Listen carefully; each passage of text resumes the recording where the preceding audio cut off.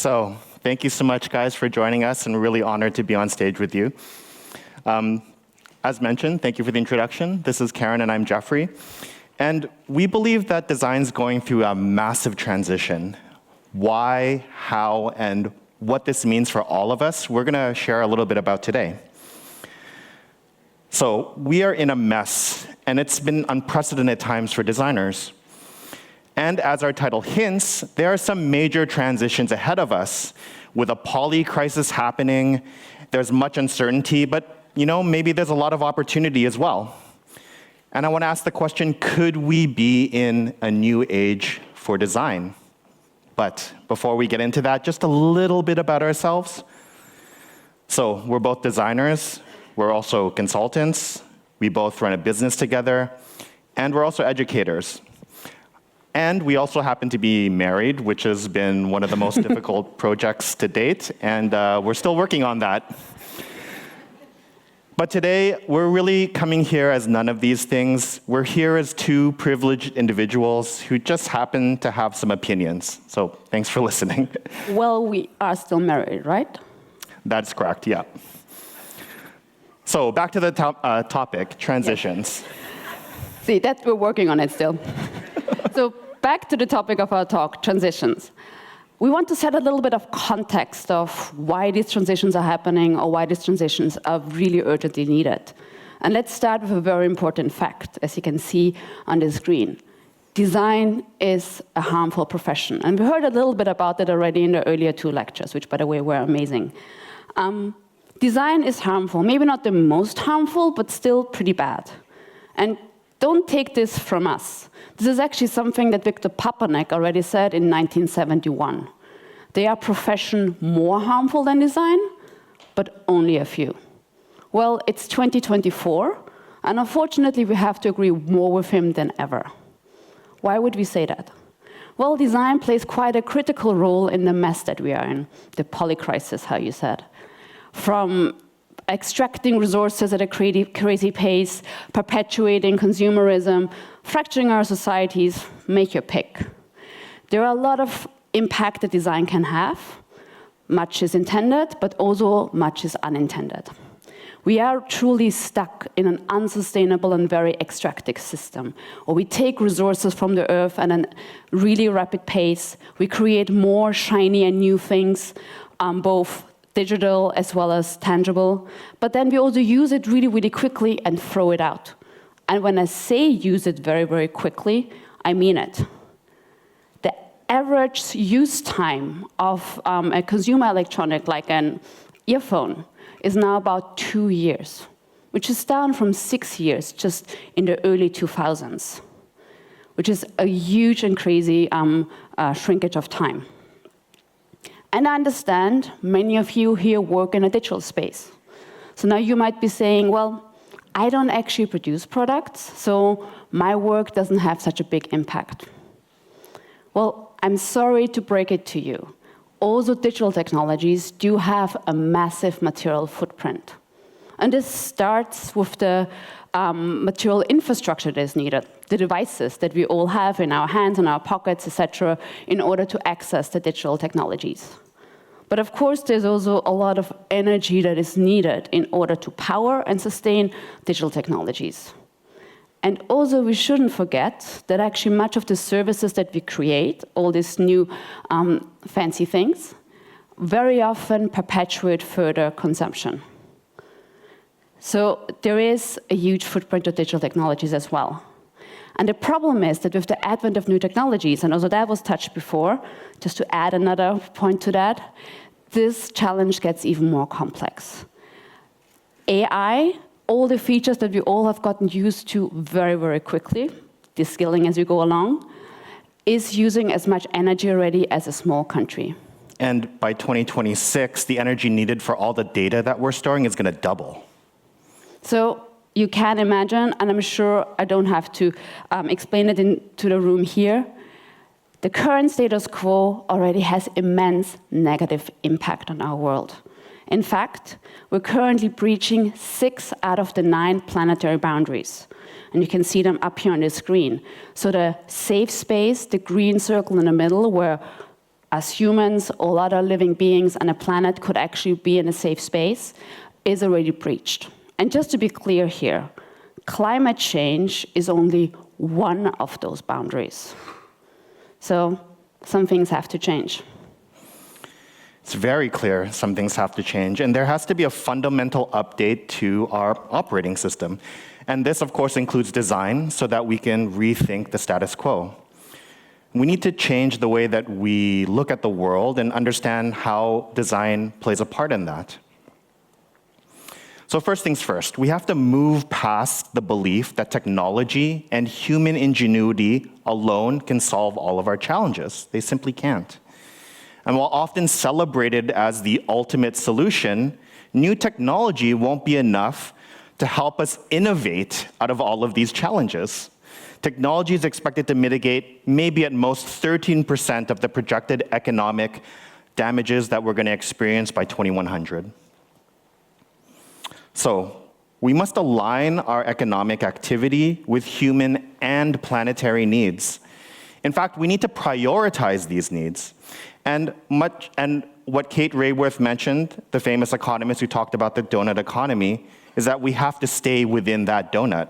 And what this means is that we need to ensure a fair social foundation where everyone has access to life's essentials, while also respecting the sustainable ecological ceiling in order to avoid breaching the planet's limits. And finally, we need to stretch ourselves and our ambitions. Simply doing less bad by improving the status quo somewhat isn't enough anymore, and honestly, it really never was enough. And just sustaining what we have left, so-called greening the economy, isn't really cutting it either. The aim has to be to rebuild, to restore, and regenerate what was lost by actively doing good. And this is not new knowledge. Indigenous cultures have been doing this since a millennia. So what does design have to do with all of this, you're asking? Well, as it turns out, quite a bit.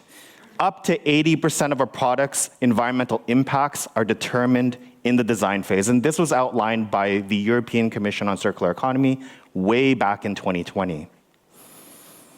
So I know that this is pretty scary, at least it's scary for us, and there are some major shifts ahead. But putting aside this uncertainty, this risk, and this comfort towards change, this moment is offering us a great opportunity. It's a chance for a renaissance in our practice. We can do things differently, we can take responsibility, and hack the system in which we fit so well within. So we believe that we need to shift our practice. And the kind of change we're talking about here is systems level change. So what we would like to focus on for the remainder of our time is to think about how we can actually make these shifts happen. And we deeply believe that this is all starting with mindset shift, changing how we think about design, changing how we practice design. And we have put together 4 key mindset shifts that we would like to share with you. So let's start with the first one. And that goes right to the heart of it. We believe we have to move beyond human supremacy. And this is really pointing at a fundamental misalignment that we all are experiencing, and I think Nora already pointed to that in her opening as well. We are stuck in a very limited view of the world and of our work. We see ourselves fragmented or disconnected from other living beings in the world and our work as well. And the problem with such a fragmented worldview is that we completely ignore the fact how interconnected everything is, how complex relationships are. And this kind of misalignment and fragmentation also shows in our work. What do you mean by that? Let me dive into it. Let's start here. I would dare to say that the majority of you here in the room, in one way or another, identifies as a human-centered designer. I definitely do to some part. And that normally means something to the extent that we put the people that we design for and design with at the center of our work. But let's explore it a little bit more and investigate deeper. Does it really mean at the center, or does it look more something like this? That human needs reign supreme and humans are on top. And this immediately puts up a lot of very problematic questions. How do we qualify to be on top of the pyramid? Who are the humans in the second and third row? and how do they get there?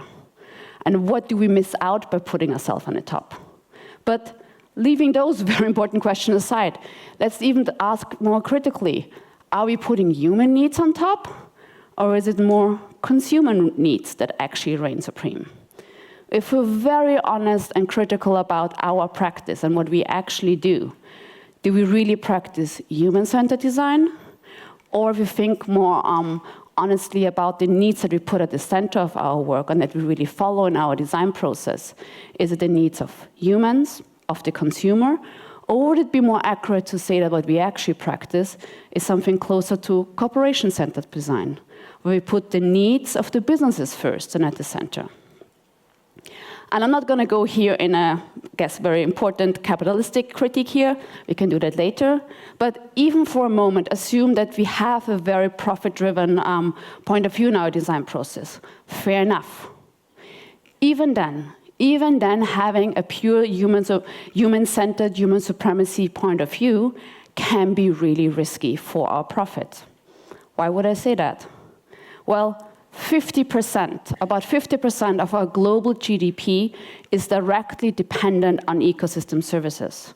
What does that mean? That means that our businesses, our economy are reliant on raw materials, soil formation, pollination, fresh water, fresh air, etc.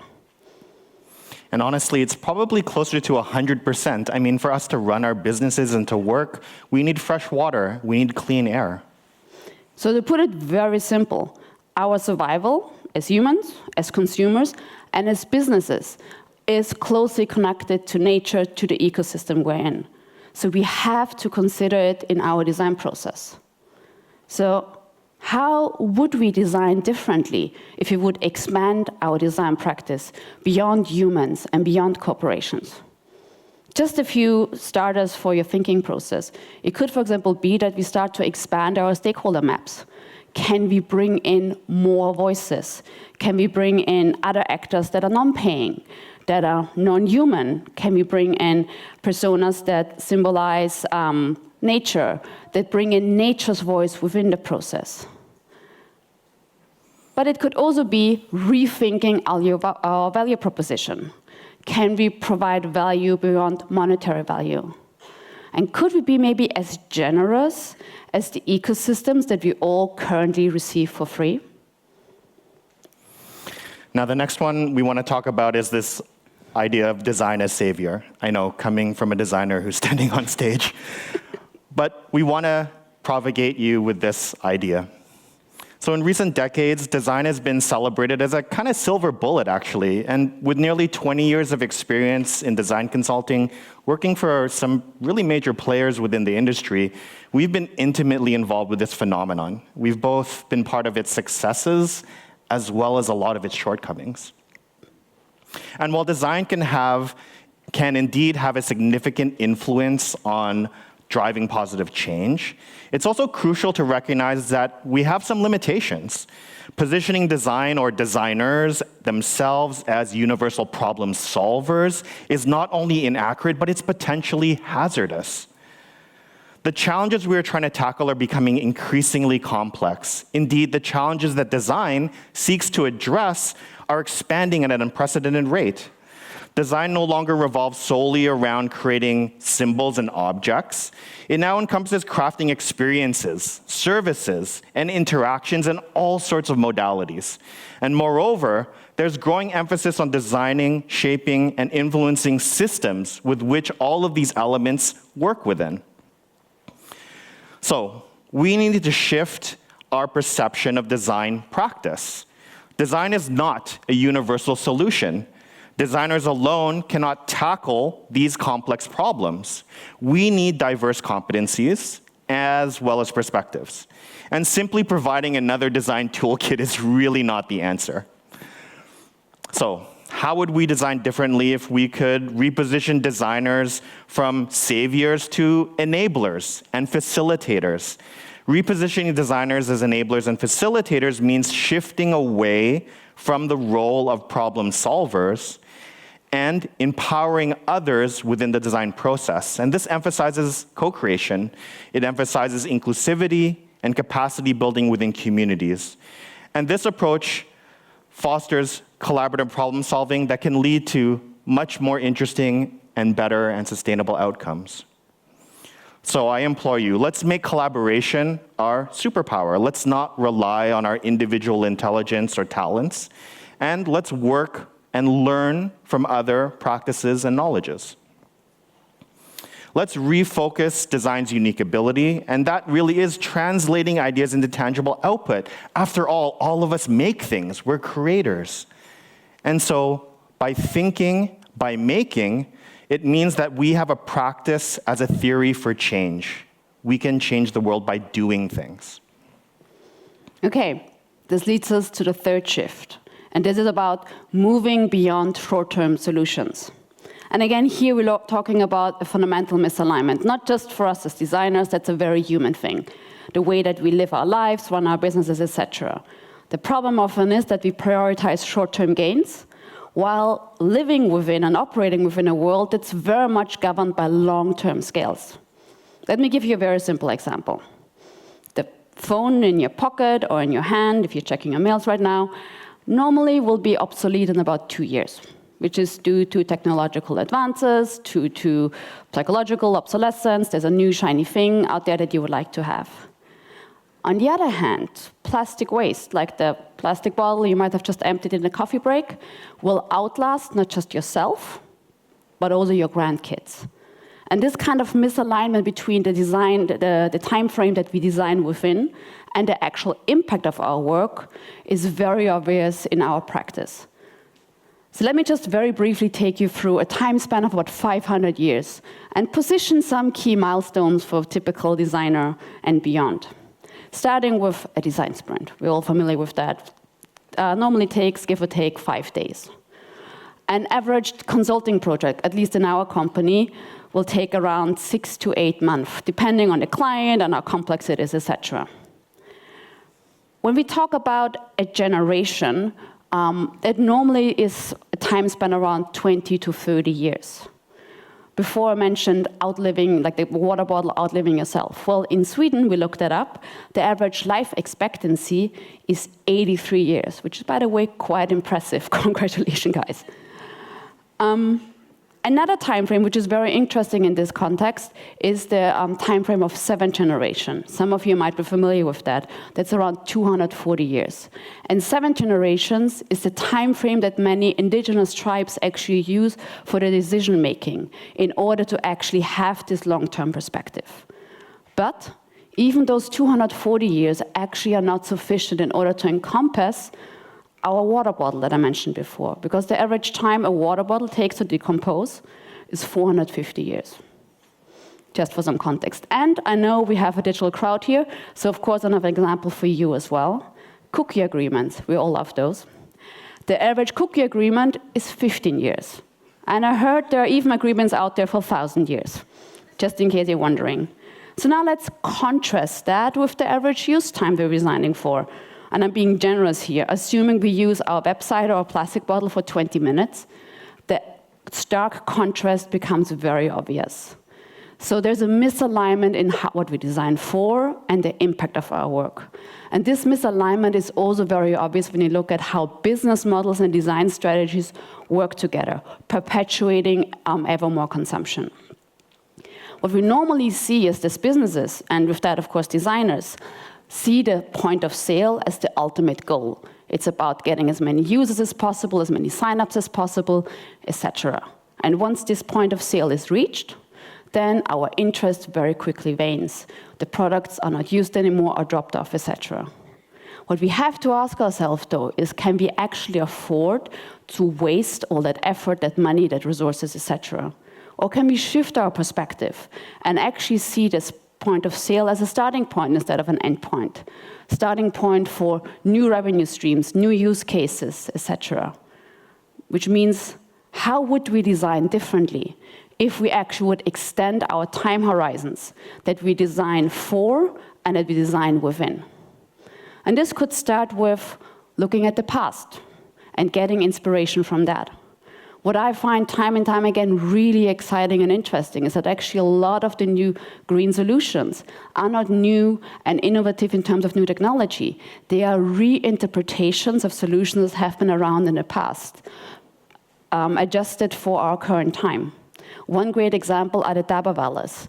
That's a lunch delivery service in Mumbai that has been around for a century, being highly efficient and almost zero waste using reusable tiffin boxes. But we can also get inspiration from nature on how we can reuse and restore materials.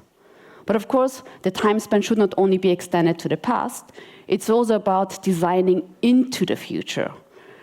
Can we imagine multiple use cycles, multiple contexts, multiple applications of our design?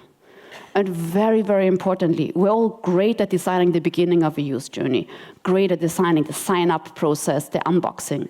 Can we be equally good at designing the end of the life of a product? Can we think about how something can compost, even if it's not organic? All right, so we've ragged on designers, made some enemies, of course, but let's now rag on our entire industry. Let's think about how we can move beyond design. So as designers, we've been conditioned to, through our education system as well as through our work, that if we identify a problem, adding a new design always seems to be like the best solution. So how would you fix this Lego bridge? What is your immediate impulse? Well, chances are your instinct, just like ours, was to add another block. And it occurs to far less people to actually remove a block.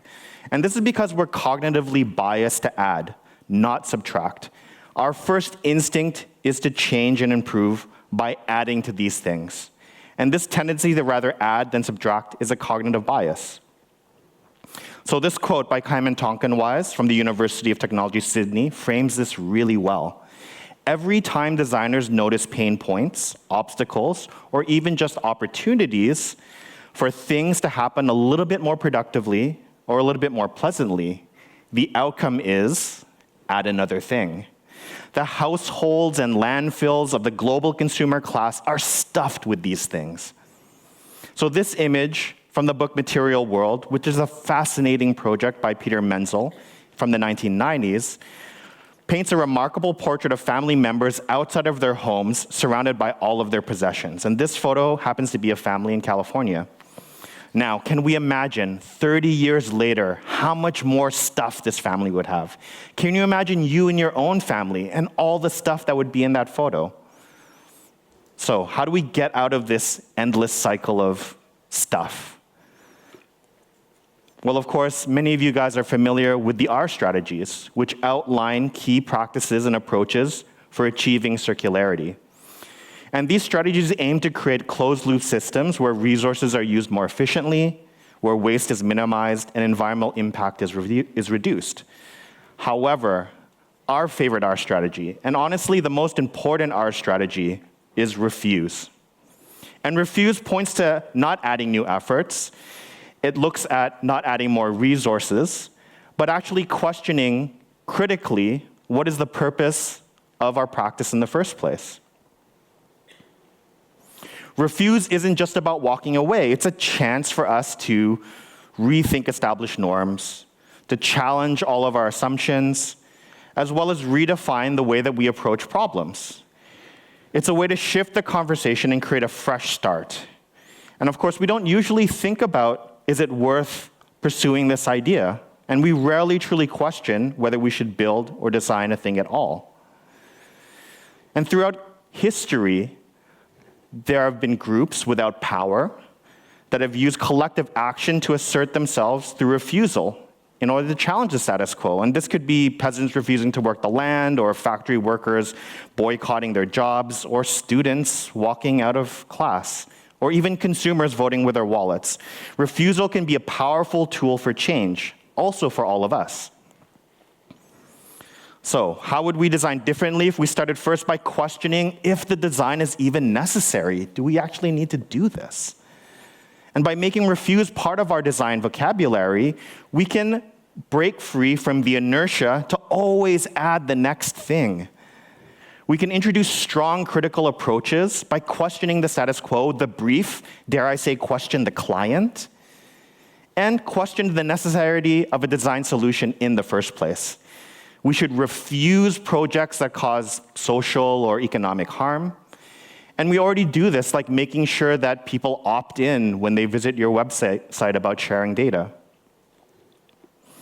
We should consider other ways to fulfill those needs, maybe by using no or fewer resources in our design, by designing to consume less energy, and even, dare I say it, maybe we should be capturing less data. Maybe we should be capturing no data at all. So, thank you. So with achieving these 4 key shifts, can we position ourselves to transition and transform design towards a new way that looks beyond the currently understood notions? Can we all make a new design? So we've been throwing a lot at you.